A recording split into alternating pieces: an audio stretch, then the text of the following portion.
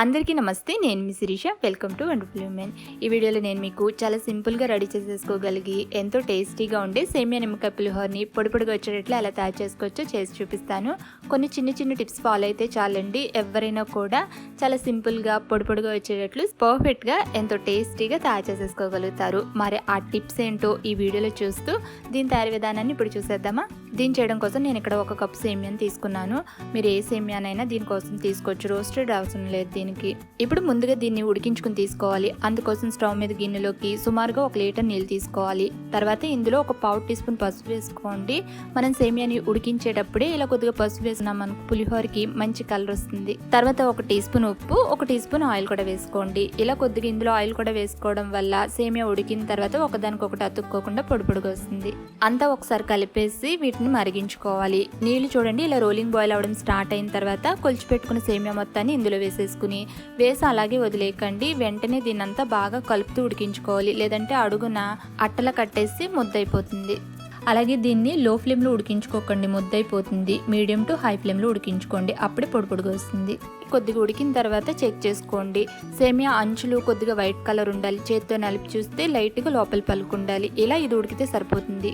ఇప్పుడు వెంటనే stove off చేసేసి క్విక్గా దీంట్లో ఉన్న వాటర్ అంతా స్ట్రైనర్తో వడకట్టేసుకుని సేమియాని సెపరేట్ చేసుకోవాలి. ఆ తర్వాత దీని మీద కొన్ని మామూలు నీళ్ళు పోసుకున్నారంటే సేమియా ఇంకా ఎక్కువ ఉడుకు రాకుండా ఉండి పొడి పొడిగా ఉంటుంది. దీంట్లో ఉన్న నీళ్ళన్నీ పూర్తిగా వాడిపోవాలి. బాగా విదిలించేసుకుని 1-2 నిమిషాలు ఆగి తర్వాత వెంటనే దీన్నంతా ఇలాగే ఉంచేయకుండా ఒక వెడల్పాటి ప్లేట్లోకి తీసేసుకుని దీన్ని గరిటతో కాకుండా ఫోర్క్తో విడగొట్టుకుని పల్చగా పరుచుకోవాలి.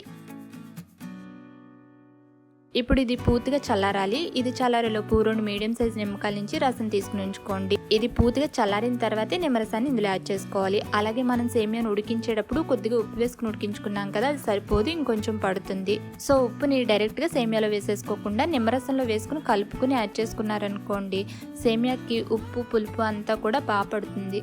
ఇలా నిమ్మరసాన్ని మీరు తినగలిగే పులుపు తగ్గట్టుగా చూసుకుని కొద్ది కొద్దిగా యాడ్ చేసుకుంటూ కలుపుకోవాలి.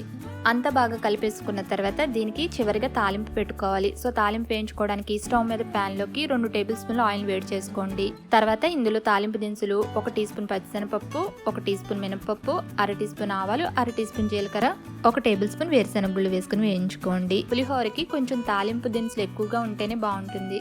ఇవి సగం వరకు వేగిన తర్వాత ఇందులో కొన్ని జీడిపప్పులను కూడా వేసుకుని వేయించుకోండి. ఇవి ఆప్షనల్ మాత్రమే. తర్వాత కట్ చేసుకున్న 2 ఎండుమిర్చి, 4 పచ్చిమిర్చిని ఇలా సన్నగా చీలికలుగా కట్ చేసుకుని వేసుకుని వేయించుకోండి. ఈ పచ్చిమిర్చి పూర్తిగా వేగకూడదు, సగం వేగితేనే బాగుంటుంది పులిహోరకి. ఇలా ఇది వేగిన తర్వాత ఇందులో కొంచెం కరివేపాకు వేసుకుని ఒకసారి కలిపేసి స్టవ్ ఆఫ్ చేసేసుకోండి. స్టవ్ ఆఫ్ చేసేసిన తర్వాత ఇందులో 1 చిటికెడంత పసుపు కూడా వేసుకుని కలుపుకొని బాగుంటుంది. తాలింపును కూడా చూడండి ఈ విధంగా దోరగా వేయించుకుంటే పులిహోర మరింత రుచిగా ఉంటుంది. ఈ తాలింపు కూడా కొంచెం చల్లారిన తర్వాత సేమియా మిశ్రమంలో వేసేసుకుని అంతా బాగా కలిపేసుకుంటే మనకి సేమియా నిమ్మకాయ పులిహోర రెడీ. అంతా కలిపేసిన తర్వాత లాస్ట్గా ఉంటే కొంచెం కొత్తిమీర తరుగు వేసుకోండి, ఇది ఆప్షనల్.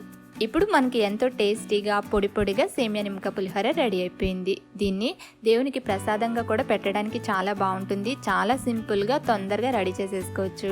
మరి ఈసారి నిమ్మకాయ సేమియా పులిహోరని మీరు చేసేటప్పుడు ఈ టిప్స్ని ఫాలో ఇలా చేసి చూడండి, చాలా టేస్టీగా కుదురుతుంది.